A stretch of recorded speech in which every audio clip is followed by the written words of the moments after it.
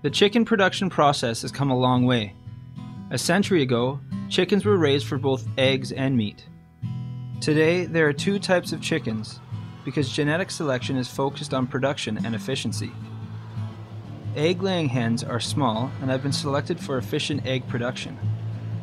Broilers, on the other hand, have been selected for rapid growth and can reach market weight in a matter of weeks. The large increases in chicken production are the result of breeding, nutrition, and management changes. In Canada, chickens grow extremely fast with exceptional feed conversion. Compared to 50 years ago, an equal amount of chicken breast meat can be produced with 1/3 of the feed. Can you see the difference? The chicken on the right is a broiler from 50 years ago, while the one on the left is a modern broiler. Broiler production involves many steps to produce the various poultry meat products which are available at local grocery stores. The entire process starts with broiler breeders, which are the parents of broilers. These birds produce fertile eggs. These fertile eggs are sent to commercial hatcheries where they hatch into broiler chicks. Broilers are raised on farms for several weeks until they are shipped to the meat processing facilities. These facilities prepare the meat you see in the grocery stores. Consumption of chicken has increased dramatically in recent years. This has been a direct result from improvements in efficiency, marketing, and changes in consumers' attitudes towards chicken. Let's have a closer look at how chicken meat is produced. Broiler producers practice all-in, all-out management, where all the birds of old flocks leave at the same time and the entire new flock arrives at the same time. This allows the producer to clean and disinfect the barn between flocks, which helps prevent diseases.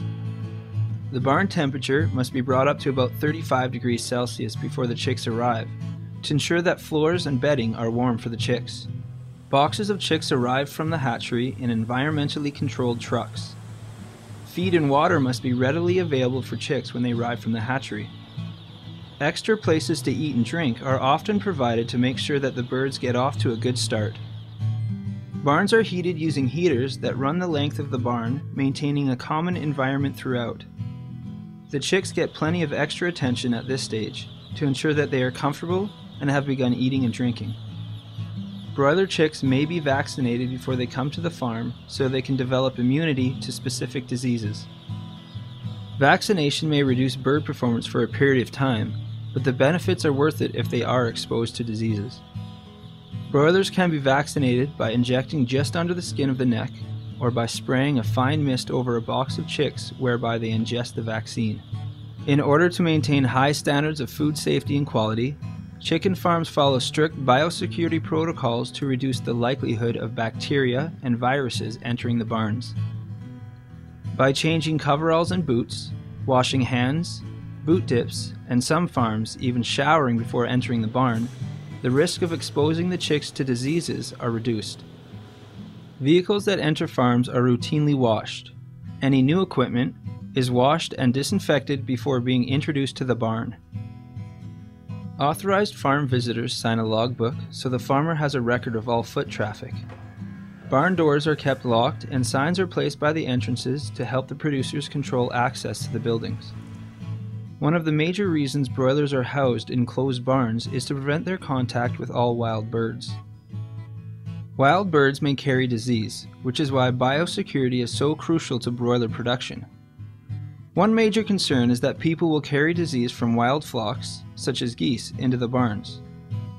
By following strict biosecurity guidelines, many inadvertent infections can be prevented.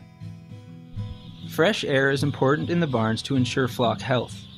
Air movement also helps dry the litter and thereby reduce ammonia. In winter, when the air outside is cold, the air must be heated before it reaches the birds. Air must be circulated often. This is done with large exhaust fans, which replace the air in the large commercial barns several times per minute. Since broilers grow rapidly, they have huge appetites. Typically, the lights of the barn are turned on for 23 hours per day to encourage the birds to eat and grow. Low light intensities limit bird activity and achieve better feed conversion. The light should be bright enough to comfortably read a newspaper. Many producers rely on high-tech computerized control systems. These systems monitor airflow, temperature, lighting, and feeding systems. The best producers spend a lot of time in their barns making small adjustments to the system to ensure that conditions for the chickens are just right. Alarms alert the producer if conditions inside the barns change. If the power goes out, most farms are equipped with backup power generators. In addition to an audible alarm, the system can usually be programmed to call a cell phone to alert the producer of the problem. So how fast do broilers really grow? A 40-gram broiler chick can reach a market weight of 2 kilograms in a mere 37 days. This is 50 times its body weight in less than 40 days. It's important to feed the birds right. High-protein diets are provided to ensure the birds grow quickly and do not become excessively fat. Diets are based on barley and wheat grains, with canola and soybean meal added to satisfy the protein requirement of the total feed. Broilers are never fed growth hormones. Birds are fed with automatic feeding systems. Broilers are allowed to eat as much as they want at all times, and the feeding system is set to fill the feeders automatically when feed levels become low. Birds have access to clean, fresh water through automatic systems. Water nipple systems have replaced other methods which traditionally provided water in cups or troughs. Nipple drinker systems prevent water wastage and bacterial contamination. Birds are weighed regularly to ensure they are meeting their target weights. This can be done manually or by using automatic scales. Producers weigh a representative sample of birds from a barn. With the automatic scales, the birds step on the scales located in the barn and a computer records the data. There have been some unintended consequences of selecting for rapid growth, such as poor leg strength and metabolic disorders. However, with improved selection at the breeder level and proper management at the producer level, these metabolic disorders are prevented. At the producer level, reducing feed intake by decreasing the lighting can prevent these types of problems. Also, breeders have aggressively selected against many of these metabolic diseases. Proper management, along with on-farm food safety protocols, ensure that products sold in retail stores are of the highest quality. Once the birds reach market weight, they are shipped to meat processing facilities. Grocery stores often carry several sizes of whole chickens. These include Cornish game hens, broilers, and roasters. These birds are simply broilers grown to different weights. The smallest size are Cornish game hens, which are actually chickens under 1 kilogram in weight that are grown until about 4 weeks of age. Broilers are grown to 1.1 to 2.5 kilograms, usually between 4 and 6 weeks of age.